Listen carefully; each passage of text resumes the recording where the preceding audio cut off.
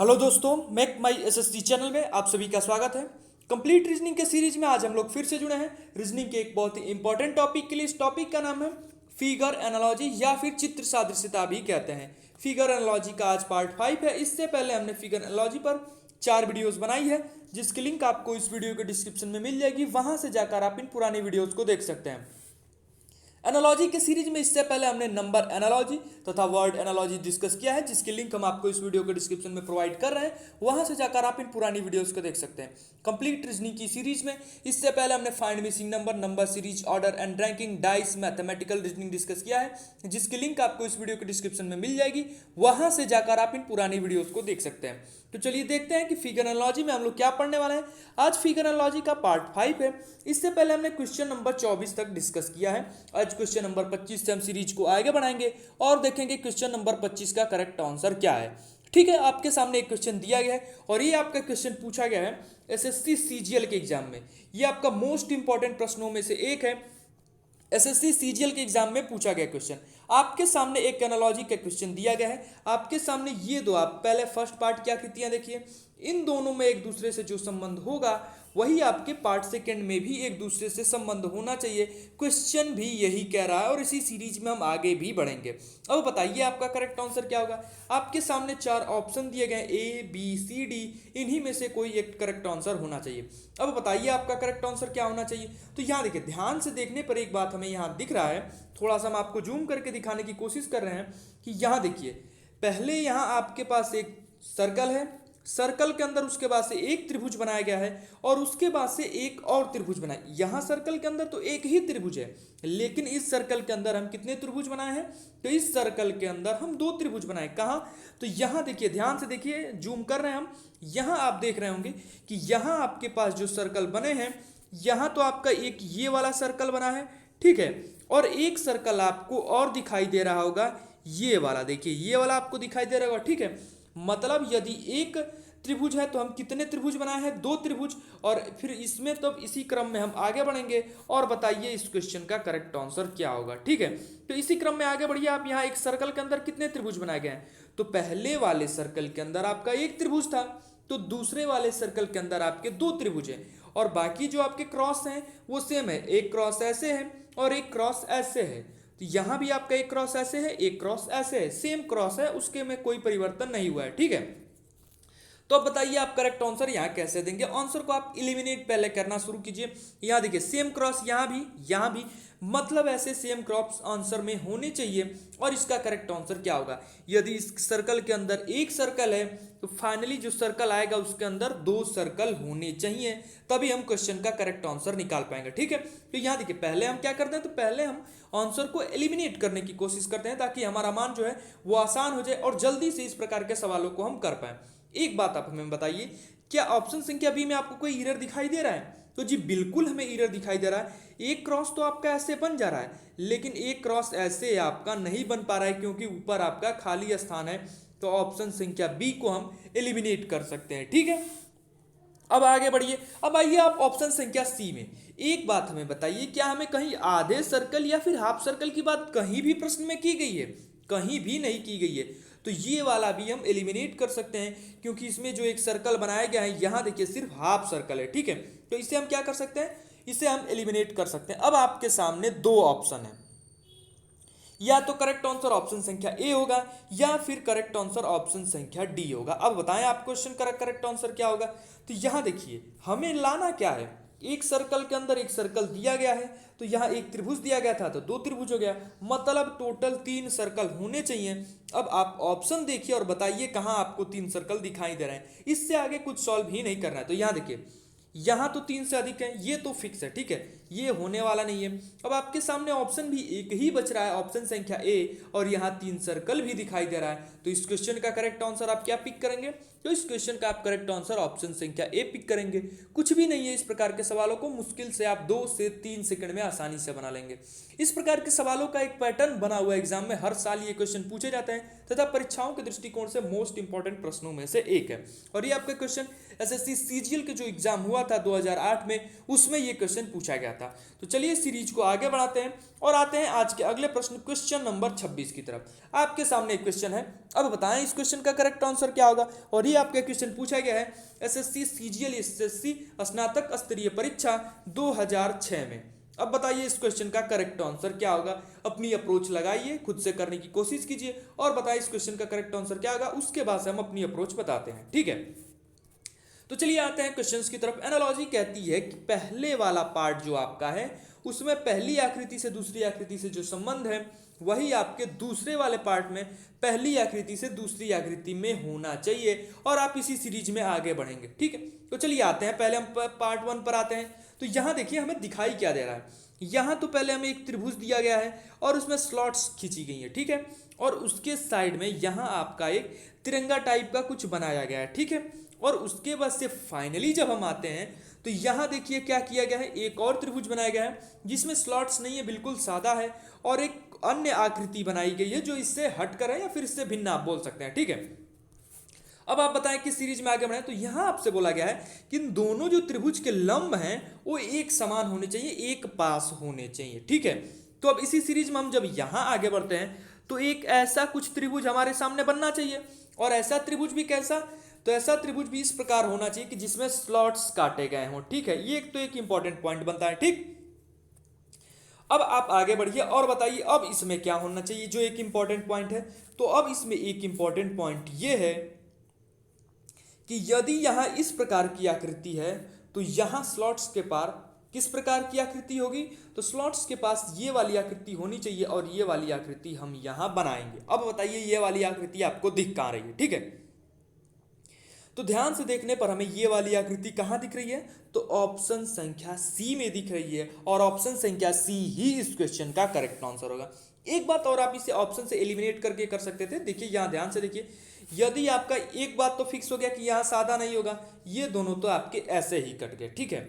और एक बात और कि यदि ये दोनों लंब एक दिशा में होंगे तो ये त्रिभुज कुछ इस तरह बनना चाहिए और इस तरह का त्रिभुज हमें सिर्फ ऑप्शन संख्या सी ही दे सकता है। मोस्ट इंपॉर्टेंट प्रश्नों में से एक। अप्रोच बिल्कुल आसान थी, मुश्किल से 2 से 3 सेकंड में आप इस प्रकार के सवालों को आसानी से कर ले जाएंगे।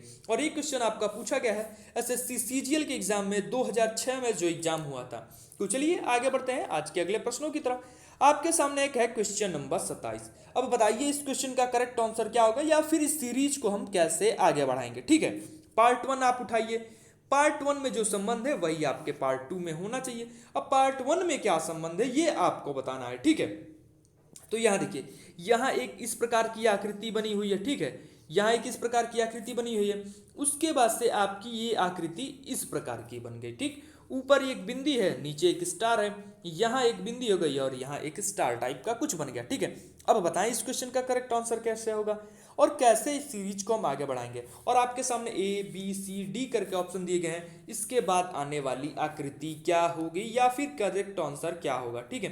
तो चलिए हम सीरीज को पहले आगे बढ़ाते हैं और आपको कॉन्सेप्ट बताते हैं कैसे इस सीरीज में आगे बढ़ा गया है या फिर इसका सीरीज का कॉन्सेप्ट है वो क्या क्या था, ठीक है। यहाँ आइए, यहाँ आप एक बात हमें बताइए, यदि मान लीजिए ये आपका कोई डब्बा है, इस आकृति का बना हुआ है और यदि आप इसे पलट देते हैं तो ये वाली आकृति आ गई। मतलब यदि आपको इसे घुमा देंगे तो ये वाली आकृति बन जाएगी। लेकिन अंतर सिर्फ यही किया गया है कि ये वाली आकृति यहाँ तो आ जाएगी लेकिन ये बिंदी यहाँ आ जाएगी। तो बिंदी यहाँ आ रही है तो बिंदी का स्थान पर हम क्रॉस बना दे रहे हैं और क्रॉस का स्थान पर बिंदी बना रहे हैं, मतलब इसी क्रम में आगे हमें बढ़ना होगा, ठीक है। ये तो हमारा फिक्स हो गया।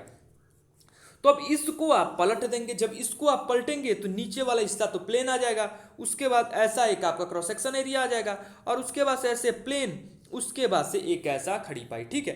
अब बताइए क्या होगा, तो बिंदी तो नीचे आना चाहिए, तो बिंदी की जगह पर हम क्या लगा रहे हैं, क्रॉस लगा रहे हैं, और क्रॉस ऊपर आना चाहिए तो क्रॉस की जगह पर हम क्या लगा रहे हैं, बिंदी लगा रहे हैं। तो अब आप बताइए इस क्वेश्चन का करेक्ट आंसर क्या होगा। आप देखकर आसानी से बता सकते हैं, आपको ऑप्शन संख्या ए में दिखाई दे रहा होगा, ठीक है। बिल्कुल हल्का पैटर्न, कुछ भी नहीं है इस प्रकार के सवालों में। एक बात और आप देख सकते हैं जिसे आपको ऑप्शन की जरूरत या फिर ये जो बिंदी स्टार है उसको लेने तक की भी जरूरत नहीं पड़ेगी। यहां देखिए, यदि आपका यहां इस प्रकार लिया गया कि यदि ये वाली आकृति इस प्रकार पलटी गई है तो ये वाली आकृति भी इस प्रकार पलटी जाएगी, मतलब प्लेन वाला एरिया नीचे होना चाहिए। क्या ऑप्शन संख्या डी में है, नहीं, सी में भी नहीं है आपका, बी में भी नहीं है, और आपको दिखाई कहाँ दे रहा है, तो आपको सिर्फ ऑप्शन संख्या ए में ही प्लेन वाला एरिया नीचे दिखाई दे रहा है, ठीक है। और मोस्ट इंपॉर्टेंट प्रश्नों में से एक एसएससी सीजीएल 2006 का पूछा गया क्वेश्चन।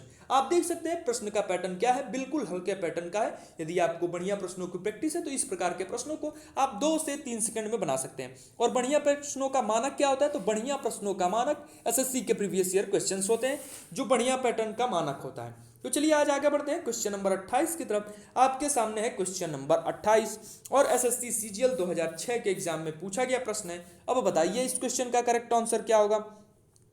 तो चलिए देखते हैं पैटर्न किस क्रम में आगे बढ़ा है, या फिर पैटर्न को किस क्रम में आगे बढ़ाएंगे और करेक्ट आंसर क्या होना चाहिए, ठीक है।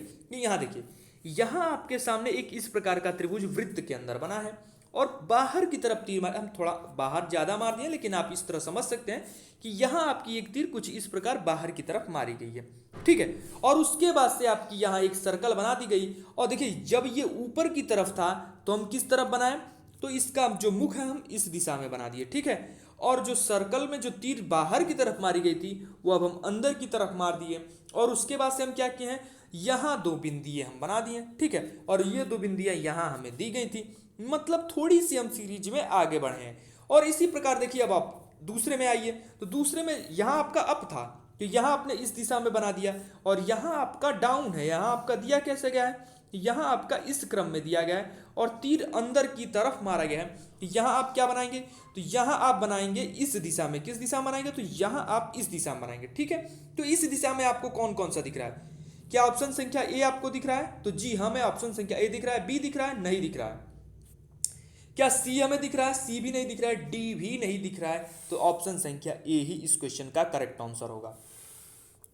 ऑप्शन संख्या ए इस क्वेश्चन का करेक्ट आंसर होगा, क्योंकि हमें ऑप्शन में सिर्फ एक ही आंसर दिख ही रहा है और कोई ऑप्शन दिख ही नहीं रहा है, आंसर यहीं से एलिमिनेट हो जा रहा है। बस थोड़े से कॉन्सेप्ट की जरूरत है, थोड़ा सा आपका कॉन्सेप्ट क्लियर होना चाहिए, बढ़िया पैटर्न की प्रैक्टिस होनी चाहिए। आप इस प्रकार के सवालों को 2 से 3 सेकंड में बना लेंगे।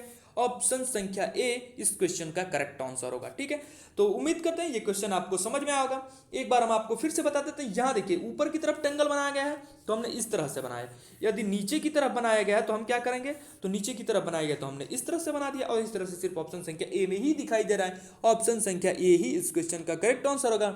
एसएससी सीजीएल 2016 के एग्जाम में, 2006 के एग्जाम में पूछा गया प्रश्न है। तो चलिए आगे बढ़ते हैं और सीरीज को आगे बढ़ाते हैं। आपके सामने है क्वेश्चन नंबर 29। अब बताइए इस क्वेश्चन का करेक्ट आंसर क्या होगा। और ये क्वेश्चन आपका पूछा गया है एसएससी सीजीएल 2006 के ही एग्जाम में। 2006 के एग्जाम में बहुत ज्यादा प्रश्न पूछे गए थे फिगर एनालॉजी से, तो उम्मीद करते हैं पुराने वाले क्वेश्चंस आपको समझ में आएंगे। तो चलिए इसको देखते हैं, इस क्वेश्चन की हम आकृति कैसे बनाएंगे, जो नेक्स्ट आकृति हमें यहाँ बनानी है।